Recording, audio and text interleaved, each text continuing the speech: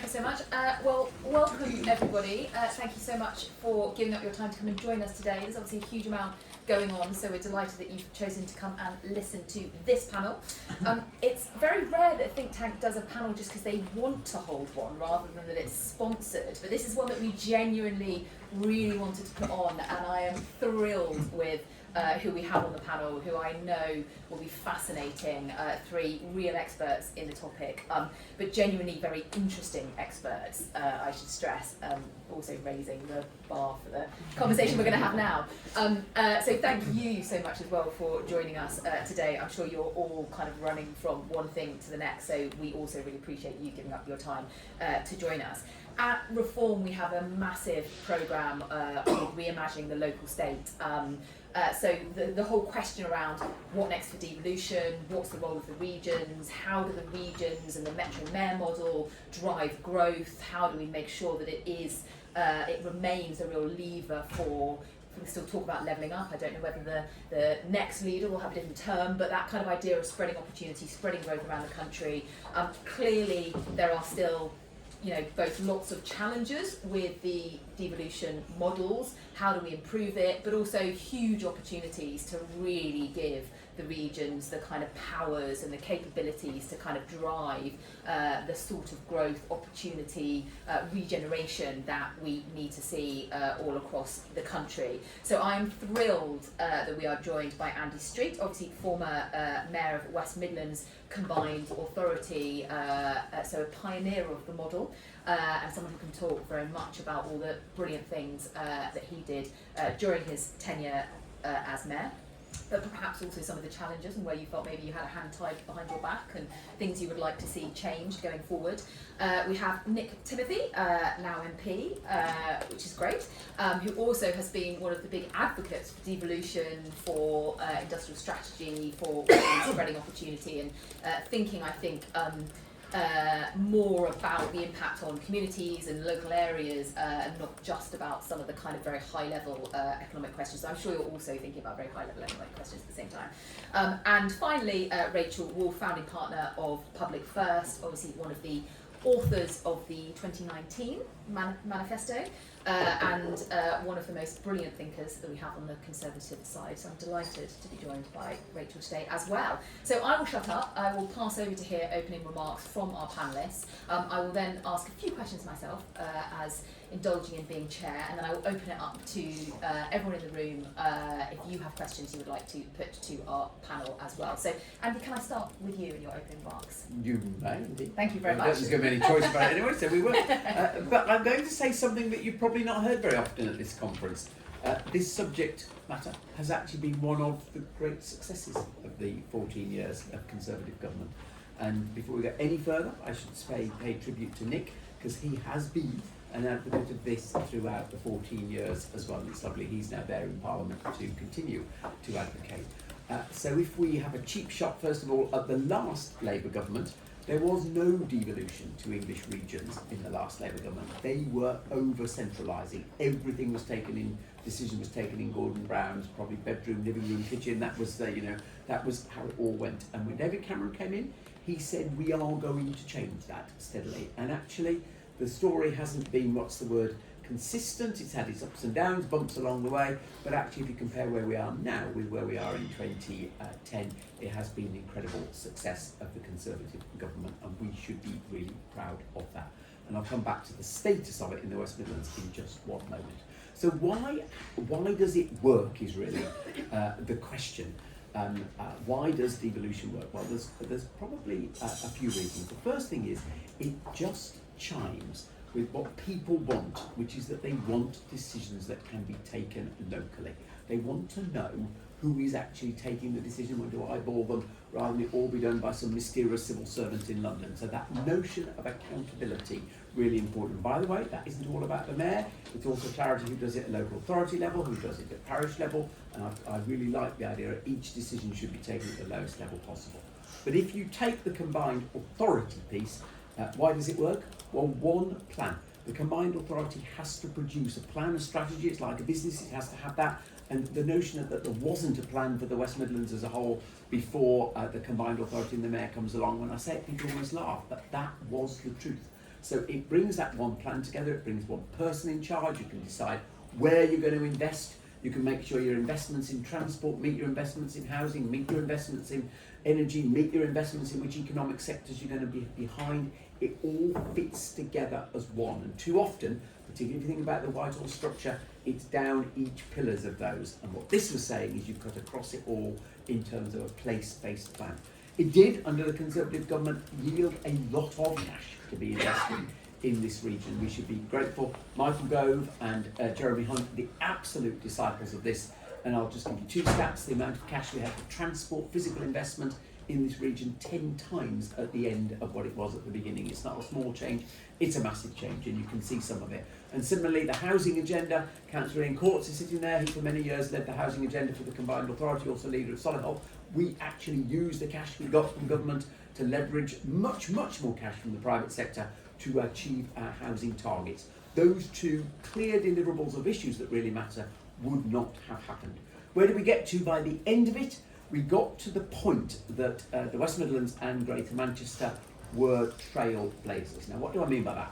The deal was struck with Michael Gove back in 23. There was lots of detail in it, small amounts of money for culture, for all sorts of things. But the nub of it was that he was going to, from the next spending review coming up, there would be a single pot settlement for us. And what this meant was that we got one sum of money.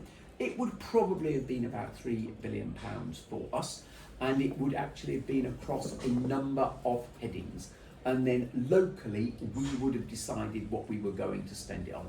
Very similar to the idea of devolution to Scotland and Wales, so in a sense the West Midlands and Greater Manchester really came of age. And the big change meant that the decision on how you were spending the money was here. We were not applying to London for them to tell us how we were going to spend the money. It of course requires a maturity of decision making here, so our board would have had to decide the trade-offs, and actually I kept saying to Conservative ministers that's a huge advantage for them, because at the moment the Labour mayors can just say all the bloody decisions are taken in London, it's your fault. It put the responsibility with us, and I genuinely think we were really on the right track with that, and the Conservative team across the West Midlands would have obviously decided on the relative priorities. The political tension is of course whether the incoming government will honour those deals. I do not know, but I think there are signals, I'm no longer in the mayor meetings obviously, but there are signals that that might not happen, and Ian might be someone to ask for his latest intel on that. It could be that the Labour government step back on the guts of it, even though they, as ever, spin a good game on believing it. But what I learned is where you had the power and the cash, you could effect change. If you didn't, you were hugely handicapped. And one last thought on it, because we are at the Conservative conference, is it has actually worked for us politically in this region as well. I don't want to be indulgent, but the results for the Conservatives across the West Midlands for 7 years were exceptional. We still have the only 3 metropolitan Conservative councils in the country, in Dudley, Walsall and Solihull, and I'm utterly certain that the join between our MPs, our mayor and the councillors has actually given us huge advantage. And these roles that we got, the authority that we got, glued all of that together, and of course I'm bound to finish by saying the citizens of the West Midlands benefited as a consequence. Brilliant, thank you so much. Nick, one of the architects, is that fair to say? No, it's too Early architect? No, Andy is being too generous. But I mean, just to follow up on some of what Andy said, I am the MP for West Suffolk, but between 1980 and 1998, which is a very long time ago now, I grew up in Birmingham, and if you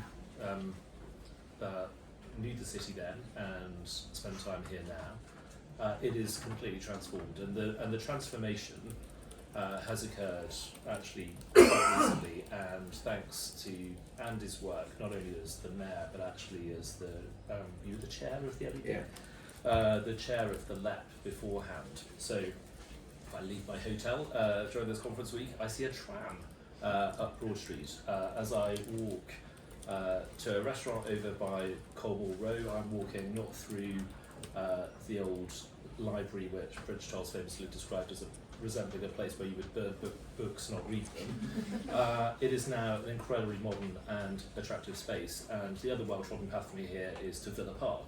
and that stop it, Roger. And if you spend any time around Aston, there is a really growing number of light manufacturing companies and factories and warehouses there. It's all testament to the kind of leadership that Andy's shown, but also the powers that have been decentralised to the West Midlands and should be decentralised to other parts of the country. Put simply, the reason why this works is because when you look at the country as a whole, without decentralisation, central government is trying to do everything everywhere all at once, and it can't. It's ridiculous. The favourite, I'm afraid Rachel has heard me say this before, but when I worked in the Home Office, one of the bits of legislation that we inherited from the Blair Brown years said that if the Home Office was dissatisfied with the response to police and to the response to crime and antisocial behaviour in particular localities, the Home Office itself would intervene and a team of civil servants would take over the policing plan for that area. And that area was as narrow, was as limited as Stapleton Road in Bristol.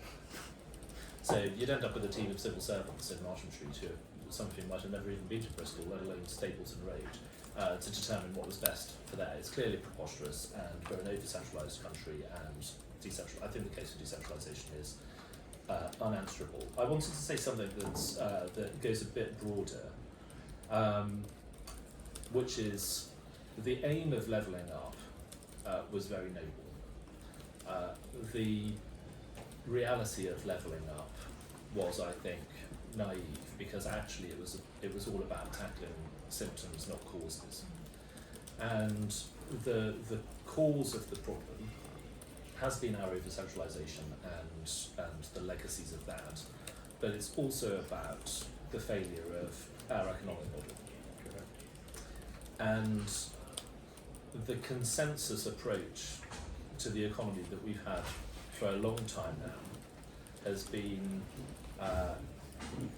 ideologically hands-off. So people will point to certain interventions or whatever, but overall, in the kind of macro sense, it is hands-off. It doesn't matter that manufacturing has declined and that we have a services-dominated economy. It doesn't matter that we run a massive trade deficit every year and have done since 1998. It doesn't matter that the consequences of that trade deficit are to have rules, laws, tax regimes that encourage us to sell businesses, promising businesses before they reach a certain level of maturity. It doesn't matter that it drives us to beg for what we euphemistically sometimes call foreign investment. Foreign investment can be very welcome, but foreign investment when it is in fact sovereign wealth funds just buying up land and property and contributing to the increased price of housing and office space and so on is not. All of these things create a vicious cycle because every year that we don't address the need, as I see it, to re-industrialise, to narrow that trade deficit, the more we are doing things to compensate for the trade deficit and the arising current account deficit that makes our recovery harder because we're selling off more and more stuff.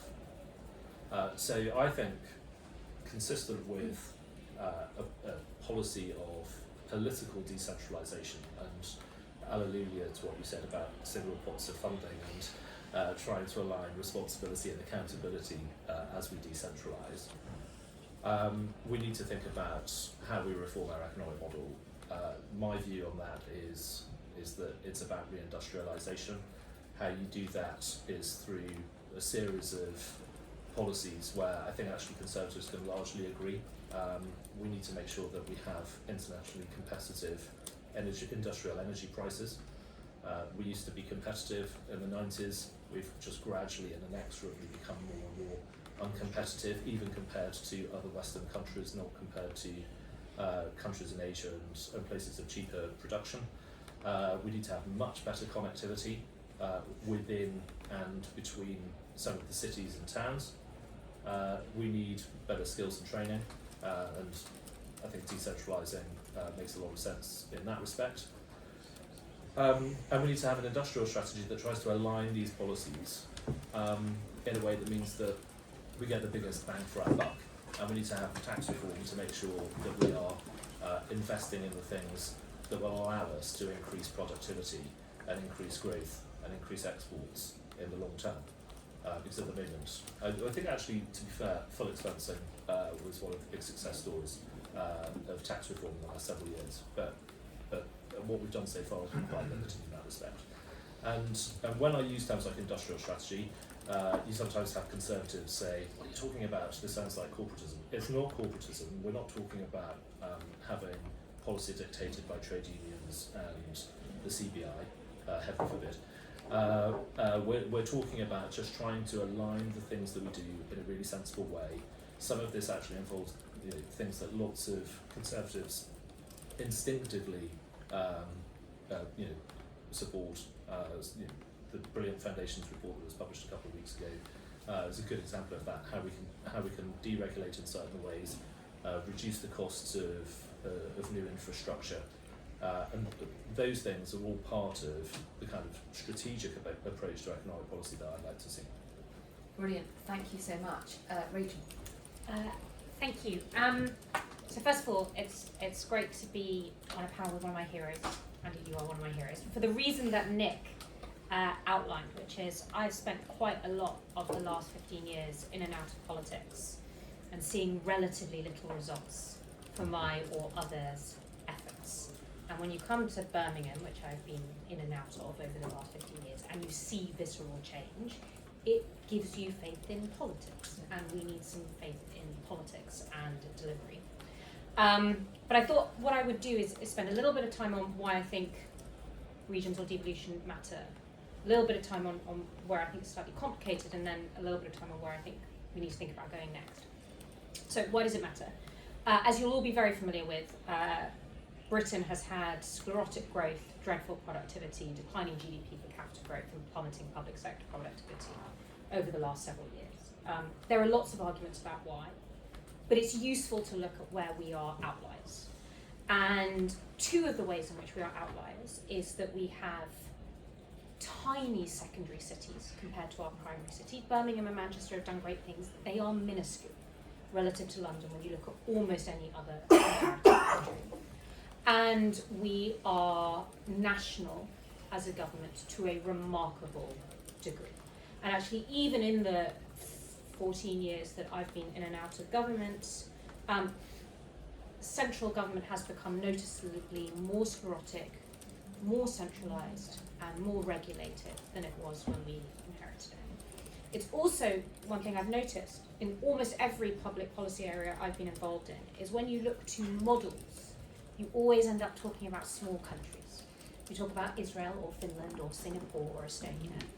And that's not just a variance effect, I think. It is because when you are small, you can be responsive and aligned in a way that is basically impossible at the UK's scale. The UK is in that terrible middle-sized trap where it has neither the scale of an America nor the dynamism of an Estonia or any of the countries I outlined. And one of the ways you create that dynamism is through cities and city regions and agglomerated city regions. So I think this really, really matters, and we shouldn't forget how much it matters. I'm going to put in a caution that I think it does require still quite some work, because I am simultaneously a huge fan of devolution and someone who spent the first few years of the Conservative government trying to make sure that local authorities never went anywhere near schools. I did free schools and school choice. And the reason for that, and the reason why I actually think this is coherent, although I'm sure lots of people in the room will loathe me for it, is because what we are really trying to do is say, where is the point of accountability and choice and responsiveness? And that is not always a local authority, it is not always a region, it's not always a national government, it is often schools or institutions or indeed people. And in the focus groups and polling I've done in the last few years on levelling up, it is as common to go to a coastal town that is furious with their local authorities' inability to listen to them and respond as it is to a national government. So I don't think we should assume that just because something is devolved to any local area, it is optimal, What I think is unquestionably true is if you care about agglomerated growing cities, you cannot do it without a metro mix. Then my final point about where we go next, because I thought it was an interesting absence from the conversation so far. Andy said that one of the great triumphs of the last few years was that 10 times the amount of investment went into your area than would otherwise have been the case. And obviously, if you're trying to grow parts of the country, that is going to involve some redistribution. Nevertheless, what it is redistribution. It is a central government deciding to shower cash on some areas relative to others. And the big gap to me, if we want to make this sustainable, is allowing developed places to raise their own taxes and to make serious choices themselves for their populace about what they wish to do. Because although I'm a huge fan of single pods, relative to scattered pods, it still seems to me unlikely you're going to get that level of innovation and dynamism if you're not fundamentally making organisations accountable, charities accountable for the future. That means fiscal devolution. I will finally finish by saying that I feel that I was a bit naive about this government because I thought they were going to do devolution. They had the big brown report. They seemed really excited about it. In at least one of their different frames, I'm sure that devolution was one of the things they really cared about. And yet somehow the Treasury seems to win and seems to be winning again. And I'm interested, I hope we can have this conversation, in how you create mechanisms over the next period in our party so that you don't get that, what I feel is that eternal trap, which is you talk about the importance of devolution when you're in opposition and then you really want to control everything when you're in power. Unless you're Yeah. That's why we were unless you wish to force local authorities to cut, which hopefully at some rate will be quite so sweet. Do you mind if No, I go just ahead. make Yeah, jump two in. very quick observations on what Rachel said? Because I think her two provocations at the end are well worth the debate in the room, but help me if I might just say this. You're quite right to imply I was obsessed, like so many people in politics are, about how we get the public sector money, and yes, it was tenfold, but the leverage of the private sector was always more important, and that was the whole thing. I'll just give you two stats that will make you think in the West Midlands context about this. Our total increase in government expenditure, in government investment, sorry, not expenditure, in the West Midlands over my time was £10 billion. Yeah, lovely, we can all celebrate that. JLR's investment on their own in the electrification of their plants is £14 billion, and it tells you where to bloody look. And far more important to us was the business investment than we got than the public sector investment. But one catches the other is the key point of having one plan. And then the second thing, just to say about tax raising. This was the bit I could never get the Treasury to, so we should have that. We thought the middle ground, though, was tax retention of taxes that were already being levied. So no government was going to have to impose higher taxes, but vehicle excise duty, airport passenger duty, energy company obligations couldn't be a penny in stamp duty. Every one of those was clearly raised in this region, dependent on our economic health. And I was arguing, and I fully expected, if I'd been re-elected, that was the next frontier. Please keep that and then hold me accountable for how I spend that money. Thank you very much. So I did want to come on to, as Rachel very helpfully started us with, which is what is the next stage? So let's say, for the sake of argument, the current government don't go any further, or we get some kind of mix with these expressions of interest that are currently going in, etc. What is if we had been continuing with Conservative government, what would have been the next phase? What must have been the next phase for particularly the more mature combined authorities?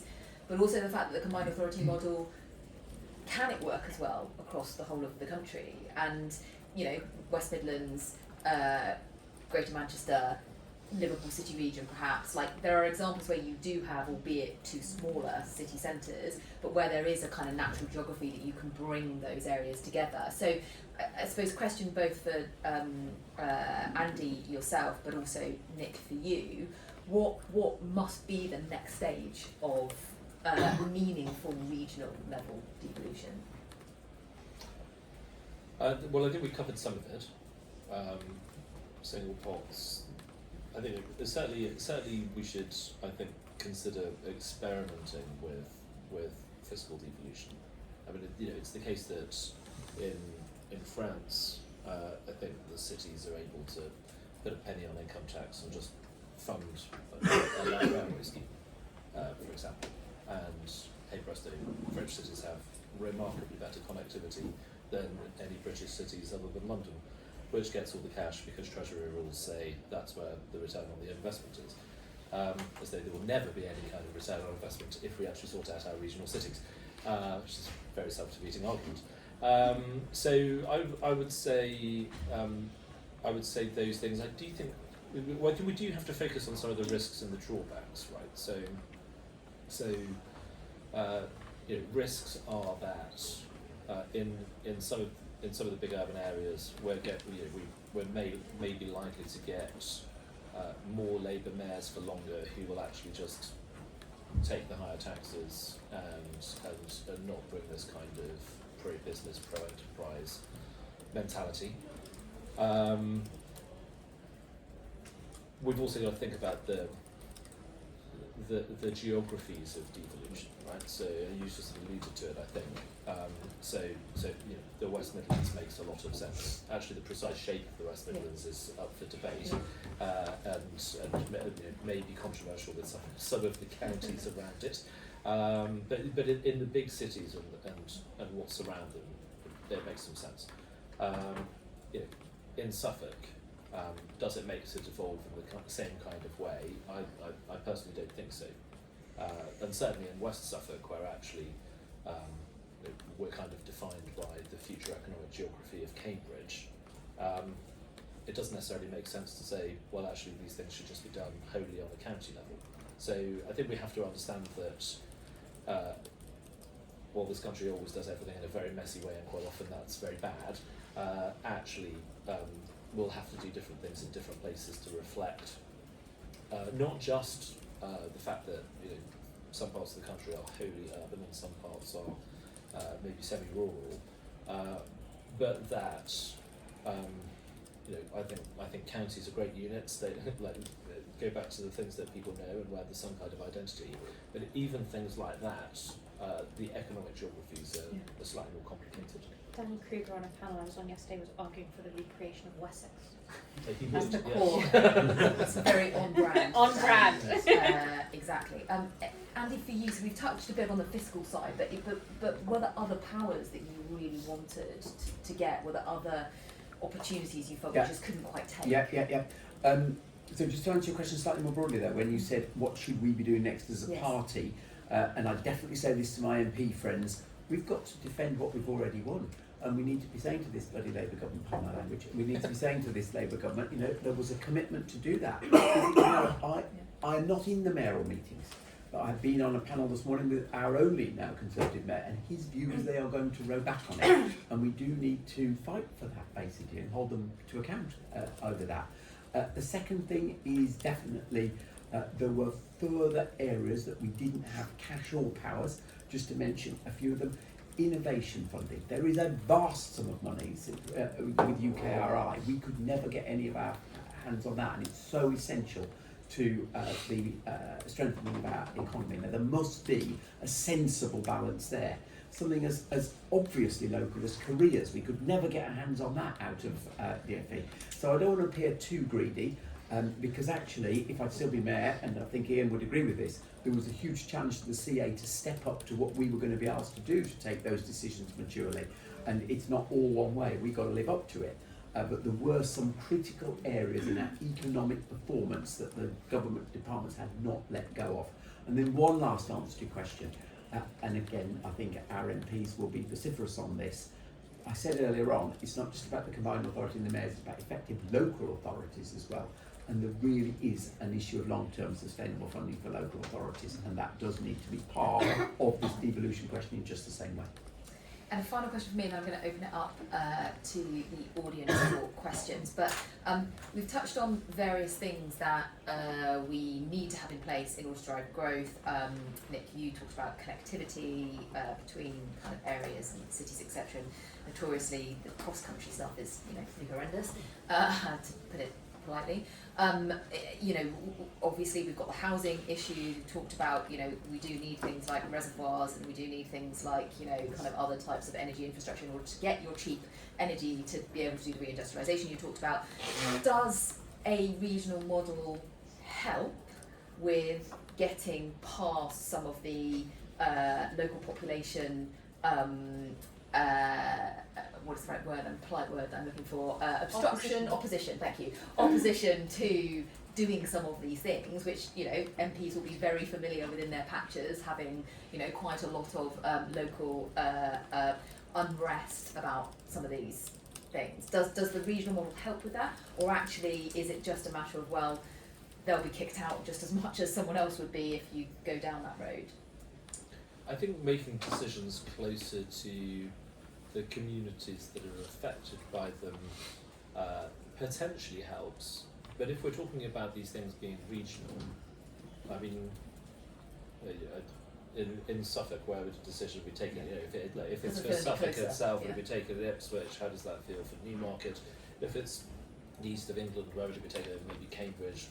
You know, how would that feel for others? And that, you know, those kinds of models can feel as distant as Westminster and Whitehall, I would think.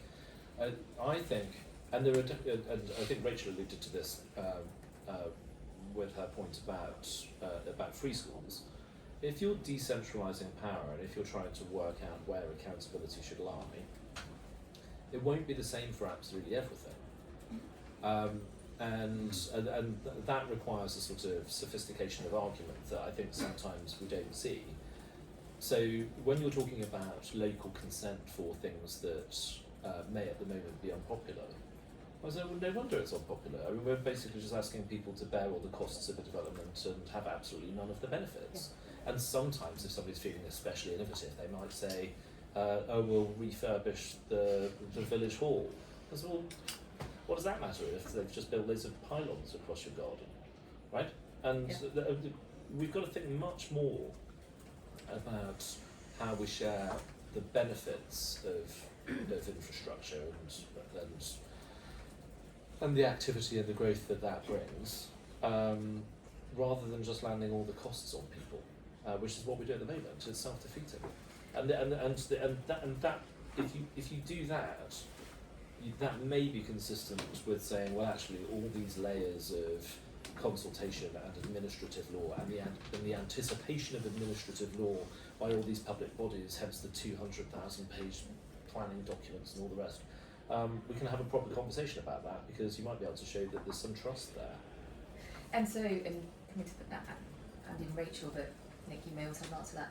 But how do we do that? So I think we've talked a long time about the fact that the benefits are not being accrued. You know, like you say, you get the harm, if you can put it that way, without having the reward of doing that. But how do we do that? How do we achieve it? And is it, you know, if you're putting infrastructure, putting in housing, you're getting businesses to invest in kind of, you know, whether it is light manufacturing or whatever it looks like, how do you ensure that local people are reaping those benefits? I'm just conscious we've been talking a lot. No, I don't. Question. Very chivalrously. So I sort of think I've given one part of my answer, which is you give the area the higher taxes that economic activity generates. Like, that is one way in which you create benefits. I also, though, I think there are two things we're maybe slightly aligning over that might, my side at least, be worth clarifying. I'm not sure I'm talking about a regional model. I think I'm talking about a city agglomeration-based model for a significant number, but not every single urban conurbation in the UK, where you still need some national decisions. I think it is a perfectly reasonable decision to say we need to radically densify London, and we think that is going to be where a lot of our housing growth is, and that should be a national decision. Overriding what a mayor of London yes, would, I think there are some national decisions we have to make. And if you are a national government that's deciding immigration levels, you're going to have to be a national government accountable for housing growth. I think that is essential. We're talking about some cities where we think there is enormous economic growth possible around economic geography. And then we are potentially talking about devolution more generally, but that is different. And one of my frustrations with Levelling Up was that we seem to me to be confusing an economic growth strategy with how we make towns across England nicer to be in, Correct. nicer to live in. And those are Absolutely both right. absolutely definitely. worthy goals, but Very, they're yeah. not the same Yeah. goal. Very important.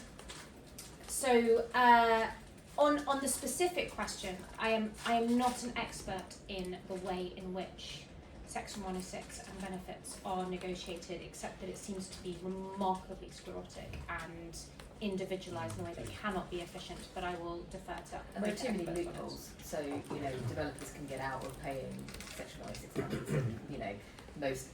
A lot of public sector bodies don't have the commercial capability either to make sure they are securing that funding in a timely way, etc. So I think there's lots of questions about how you actually get the GP surgery built that you've been promised by the developer for the thousands of housings you'll put in, etc. And Did in 2019 have an infrastructure first rule in the manifesto? I think nothing happened to it. I don't think anyone even looked at it. All I'm going to say is Lots of both the 2017 manifesto and 2019 manifesto had great things in We that put it in, were it seemed never like a done. really So- good idea at the time. Why didn't they do it? Yeah, exactly. Andy, any views on this question around the tensions between the infrastructure we know we need, but the kind of local population resistance, often for very understandable reasons, but did you have to grapple with that as mayor? Constantly. I thought so. Just a small point to illustrate the power of one thing Rachel said. Retaining the upside of growth locally is definitely the right mechanism. So I think it's just 3 places in the country have full business rates retention. We negotiated it as a trial in 2016 and it's lasted every year through. And the basic principle was if you grow your business rates, you will keep it. Rather than 50% of it go to government. It basically pays for the whole of the combined authority admin costs. So that's the extent to which it has been successful here, and therefore we've not had to impose a tax directly on citizens. And I honestly think it is just such a perfect example of win-win, and that's why earlier on I said things about the retention of cash as well. So there's definitely something there that has been proven to win. I think on the tension piece, of course we did. And I think I'll take this as the house. Where this comes out all the time is housing and land use. So let's just talk about housing. And I'm not saying we got it all right, and I'm not saying that what we did could be done everywhere, but we definitely found a sweet spot around urban regeneration, densification to prevent the incursion in greenbelt around the conurbation. And if you just walk around this city centre, the cranes here. It is urban densification that lots of people talk about in theory. It is happening before our eyes. God, I wish it was happening in Wolverhampton and Coventry in the same extent. And this city last year had a record number of housing starts. What has the incoming government done? Halved the housing target. And I think I can say, and there are some Birmingham councillors in the room, I think I can say it is accepted that that is the wise thing to do here. Is of course the housing policy aligns with the transport policy because densification pays for public transport. It of course brings amenities and spending power back. And Ian from Solihull would say it has been the only way that we've been able to protect the greenbelt and the quality of spaces outside the centre of the conurbation. So I do think we have found a way to do that. And one of the things the CA played in that was we subsidised a lot of the developments that were not otherwise commercial. Debate, is that an appropriate use of public money? But we thought it was. So that tension, we were picking our way through it, and we were the only region to be hitting our housing targets, including our affordable housing target. So I think there's a little lesson here about apparently how some of that can be bridged. Fascinating, not least because London obviously was so woefully behind what they were supposed to grow. We won't comment anymore on London. I'm going to open it up to questions. I can already we've got lots of hands going up. I'm going to take 3 at a time so we can get through as many as possible. If I can ask you to make sure that, please tell us who you are, but if you can ask a question rather than giving a lot of commentary, that would be great because everybody's attending because they want to hear from these guys on the panel. So if you can just ask your question and then they are able to give a kind of full response to it. So gentleman's hand went up very quickly at the back there, and then Matt there next to him. And then there was a gentleman also, just there, who put his hand up very quickly. Just on transport and the conflict between local and national needs, Can the panel give us their views about HS2? And also, the North were crying out for an east-west connectivity, and it was ignored. The other issue, of course, was the 5th runway at Heathrow, which has quietly been shelved. So there are contradictions and conflicts there as well. I just wonder how they reconcile those. Great question. Thank you so much. Thank you. I wonder, I know we've only got one at the moment, but we might have more in future. But for Tory mayors under a Labour government, it's obviously easier to shout and scream and complain. I wonder, do you think it's genuinely harder to achieve stuff as a Tory mayor under a Labour government? And what would you focus on to maximise whatever possible achievement there is? Great question. Thank you so much. And the gentleman just there. Hi, Ian Courts was named earlier on, so can I just make a statement and say... As long as it's very brief. Oh, it's relevant, and then No, ask... I don't. I said brief, please. Wait for me to say it first. I cannot allow Andy to get away with his modesty. For years... We've already been caught. He's already For caught several it. years in the West Midlands CA, we supported extra money for transport, blocked by Labour. And it is that very money that is now under threat from being pulled.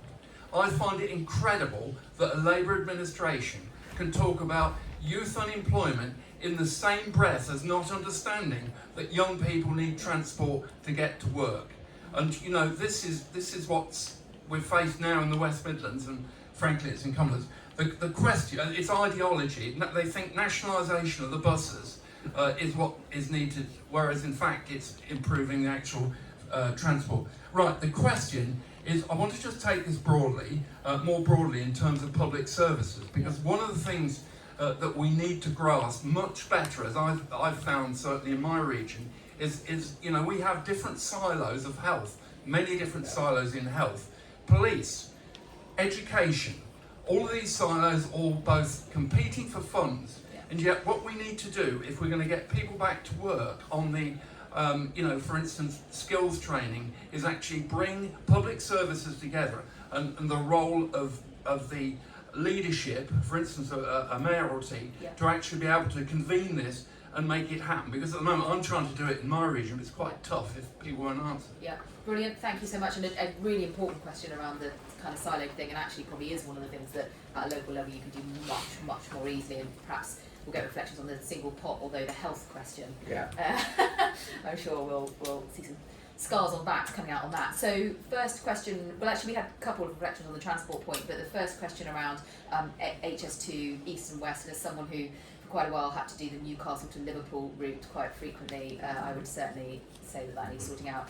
Kind of what's the position? What's each of your positions on those? Well, I just think we always ask ourselves the wrong question about HS2. The question is not, are you in favour of this kind of infrastructure or are you not? It's, why the hell are we so bad at doing this stuff? It's ridiculous. It's far too expensive, it's far too time consuming. This kind of thing should be built, and it shouldn't just be this, we should be building elsewhere. And it's not impossible to do it. It is possible to finance this kind of thing, if it's done in a way where our costs are not inflated many multiples higher than in any comparable European country. It's insane. So we always end up saying, well, are you in favour of, or are you not? It's the wrong question. Are you in favour of this, or are you in favour of connectivity between the northern cities? It's the wrong question. Sorry, I keep harking back to West Suffolk, but it's the centre of the universe. We are part of the economic geography of Cambridge, and if this country is going to get the kind of growth it needs, somewhere like Cambridge is going to be at the heart of that story, and the connectivity between the towns of my constituency, where people could travel very easily to Cambridge with a little bit of help, is ridiculous. I mean, it's really ridiculous. And if you take Cambridge as an example, I mean, things like lab space in Cambridge are so expensive. There are towns dotted around Cambridge, in Cambridgeshire and in Suffolk, which could host really interesting, innovative companies. This does happen, but there could be a lot more of it if the connectivity was better. And so we have this conversation, so are you in favour of this particular railway line? This is not what a serious country should be discussing. We're in favour of lots of We should be railway lines discussing lots everywhere. and lots of serious infrastructure. I wonder, Rachel, can I, because obviously, I mean, it is just, you know, I mean, the evidence base for needing this stuff is, yeah, it's earlier kind of unanswerable. And yet, the previous government did scrap the second part of HS2. Heathrow didn't get a third runway? Fifth runway? Third. I was going to say, I feel like it was mentioned a fifth. Five Like, would be it's great. just, I was going to say, like, I mean, Let's that's go- my let's kind go of chat three. there, exactly. But didn't go anywhere. Like, it's just, you know, kind of, can you be a serious government? Can the Conservatives be serious about economic growth and not be committing to this kind of infrastructure investment? So, We're notwithstanding the point that it needs to be vastly cheaper and quicker. but I do think Nick's point is important, and also there is obviously a distinction between big infrastructure projects you are allowing to happen and big infrastructure projects you are directly funding from the public purse. So my own view is that I supported HS2 when it was first announced. I was beyond horrified by the cost and way in which it was done, and found it very upsetting being in lots and lots of focus groups where people saw it as a symbol, the symbol of government waste and fecklessness. But that the decision last year was problematic in two ways. First, it was, I'm going to geek out for a minute, B, it was a classic sunk versus opportunity cost fallacy, right? Like, it's like that was crazy. Absolutely. But also just kind of random, right? Like it was just like a set of random stuff that we may do or not do, and we need a coherent view about where we think is going to grow, from where and why, and place our bets accordingly over time. And yes, we need to do it much more cheaply. Heathrow I find more unforgivable, actually. I mean, it's so overwhelming a case. It is effectively a liberalisation reform. And it's like a few seats. I mean, at some point, so this is another thing that we're going to have to figure out, which is we are going to have to take some political cost in some of our decisions, and we need to make those trade-offs. Governing is not easy, and yes, it was, I thought unforgivable. So, agree with what they both said, so I won't go over the philosophy of it all and just the critical need to take the big tough decisions, but I will just tell you one good thing to come out of the HS2 decision, because you know I was probably the biggest exponent of it. I staked my reputation on it, and I possibly lost the election here as a consequence of it, not because the voters here didn't agree with me, but I lost the support of the Conservative government, and I am sure that number 10 never forgave me for it, but I did the right thing. I stood up for my place and I don't regret it, but it was a high cost to me, but it was right. What we have got out of it is when the Prime Minister took his decision, and Rachel has described some aspects of it, I think it can be described more bluntly actually as politically, economically and socially foolish, we decided we weren't just going to lie down, and we being me and Andy Burnham, commissioned the private sector to answer the question, how do we better connect Manchester and Birmingham, which has to be done, given the decision the Prime Minister has taken. That report, which was done by the private sector free gratis, quite brave on behalf of those private sector companies, saying they're going to take a mayor's commission when the government was saying it was the wrong thing to do. But people like Arup stepped forward to do it with many others. They've now put that report in, and lo and behold, sort of to Rachel's point that it was being prosecuted in the wrong way, the report demonstrated that there is still an option on the table which will cost about 60% of what HS2 was costing, with the huge majority of the benefits, and I would be urging this incoming government to seize that, and of course you build on the sunk cost argument, just as Rachel's already said, because it is at the moment, as a proud Brummie, what's going to be built is going to be a white elephant, and it will forever be there as a monument to indecision, and therefore it does have to be sorted out. And Andy, what if you could pick up the question about what would it be like being a Tory mayor under a Labour government? Is that harder? Easy. That's the easiest question of all. A Tory mayor under a Labour government, actually, it's easier than being a Tory mayor under a Tory government. You can say what you want. I was constantly having to walk that tightrope, but I decided which way I was going. My loyalty was to this region. The mayoral job is about place over party. I'll just tell you two things as well about that. Theresa May, Boris Johnson both understood that. Rishi Sunak never understood it. And that was the origin of the problem between me and the government. But Theresa was absolutely brilliant on that. There was a maturity about that relationship. the most important part to your question, though, Matt, about how to make a success of it, even if it's quite small, find the areas where you have the powers and you have the cash aligned, because then you will be able to deliver. If one of those doesn't exist, you will be thwarted. And even if it's a small area initially, you'll be able to grow from it. But that's what I learned. Clarity over who's actually responsible is really key. And then the final question, which was around the siloed nature of the different public services and the fact that actually, if you want to tackle economic and activity, you need health, you need DWP, you need, et cetera, et cetera. Nick, did you want to start with that one?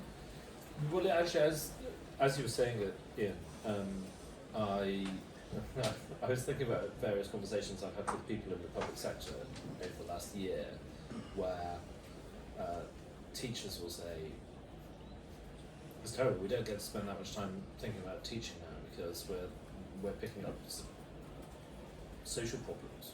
There's kids who are not properly brought up, who don't know how to relate to one another, that kind of thing.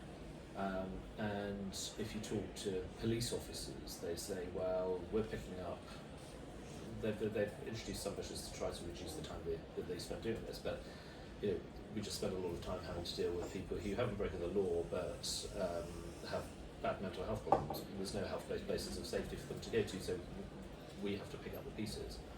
And then you have people in the health service saying, well, we're actually trying to help people with things like housing benefit and things like that. And it just something's going wrong because they all feel like they're picking up the failures of public services and of society that aren't directly related to their core purpose. And back to the foundational point of this whole conversation, you cannot get public sector bodies and charities and businesses and others working together in the kind of at the right kind of level of dealing with sort of individual cases and so on, unless you are prepared to decentralise and allow these things to be overseen by a leader or leaders at appropriate levels, and we're still nowhere near that. So yes, we've decentralised, and there are things that we can say that's worked, and we can be proud of this, we can be proud of that. But actually, when it comes to the more sort of social side and the delivery of public services, I think we're still miles away from that. And Rachel, we had health in particular mentioned, and on a previous panel today on growth, we had Councillor Abby Brown, and she talked about the fact that most other departments you could have a conversation with, that you just can't get into the Department of Health and Social Care. It just there's a kind of it's just that they are this is us, we do our thing, we don't care about anyone else. And I just wondered, even within health itself, right, it's fragmented. So primary care is funded entirely differently to hospital care, and social care is then obviously separate, and many people in the room will be feeling the pain, not least as the financial settlements for local government is being eaten up by social care. But how do we think about, because that hasn't really been given, obviously social carers, but the health stuff isn't really in the mix other than in Greater Manchester. And I think the jury's out on whether it's worked in Greater Manchester, right? I guess. It's still siloed funding within there, though. It's not a pooled budget. I feel slightly torn about this, or at least I completely abide the view that it's much easier to join up services if you're small and local and decentralised, and that there are always huge numbers of frictions between the borders of public services. I also think this is immensely hard to get right, and I will give one example because it's your area.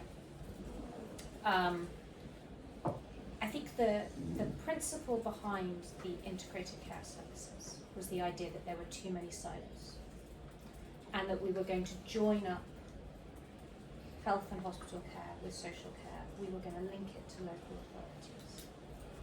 It seems to me to have been a dramatic failure. Yes. And to have created a series of bureaucracies and talking shops and lack of clear accountability.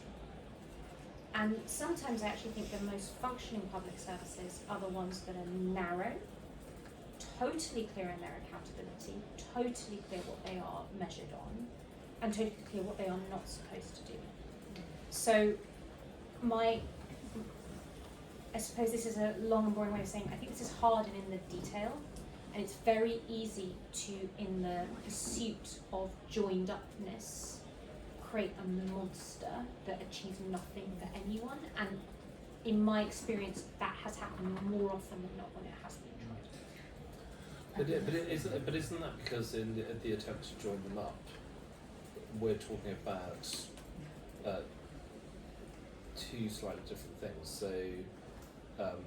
So in the context of the NHS, it's just this massive, uncontrollable beast anyway, and we should be honest. I think the coalition reforms made it much worse, and turned NHS England into an hermetically sealed bubble that just couldn't and wouldn't talk to anything else.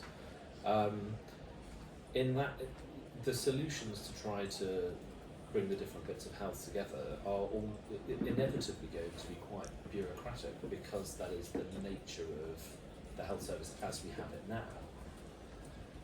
But if we're talking about, I don't know, the police working with councils and with the health service to try to deal with, the connections between mental health and rough sleeping and antisocial behaviour, say, that needn't be, and in some cases has been proved. It's been proved that you can do that in a way that isn't really bureaucratic, in the way that you describe. This should be, very very practical meetings to work out what's blocking cooperation and how to get things done together. I'm conscious of time, so I'll just give a very quick answer to this, because there's other hands I want to hear from them. But I think Nick's onto something very important here, that it's very easy to see this as another massive reform. It will fail. But it is a huge ticket issue for this country. The link between health and economic growth is obvious. The fact that health services eat in the public accounts is obvious. If you were in private business, what you would do is you would set up a hit squad, an innovation centre, and you would say, we're not yet going to determine what the right outcome is across the whole group. You were going to say, we're going to have some really focused trials at deeply local level, and you put some of your best upcoming managers in there and say, you bloody well solve this, and you can do whatever you want to solve it. That's how we'd have gone about it in John Lewis, and there needs to be some permission to do radical innovation at a really local level to try to find some of the answers. That's what I would do if I was West Streeting. Perfect, thank you. We will take a couple more questions. We've got a very small amount of time left, so we'll go through quickly. So the gentleman there, and the gentleman had his hand up earlier here as well. Yeah, and then the gentleman in the pink shirt. Right, infrastructure, devolution over the last 10 years totally failed us. You've never mentioned where 97% of goods are moved on the roads, and all we have had is a lack of anything except obstruction from local authorities, 20-mile-an-hour limits. Sorry, all can I that ask, sort of sir, because thing. we only have And a few then- minutes, what's yeah. the question? The So question what should we is, do about roads? what can devolution do for the infrastructure on the road system? Perfect, thank you. Just going back to Rachel's point about how devolution effectively is moving money from one pot to another pot. But often what we're doing is we're investing an awful lot of our money internationally. So the latest CFD round, which the only thing I've heard of it has been described as a success, which was more than 10 billion committed, is about our largest investment in Germany, in France, in China, because we don't manufacture any of the equipment in the UK, and there is no commitment through those contracts to onshore it, and we've just seen it again with our foundation economies and Port Talbot being closed. So what do the panel feel about retasking that money into the UK and effectively making those manufacturers commit to have to produce in the UK Great. for those contracts? Thank you. Nick, I'm going to ask you to take that one, because that feels like it's one for you. Well, I just so the energy policy is like a case study in so much of what we get wrong, right? So there's this desperation to show that we are first movers. I haven't actually noticed very many countries following us actually, but we've we've basically absorbed all the costs of being first movers and then given all the benefits to foreign countries, which is absolutely insane.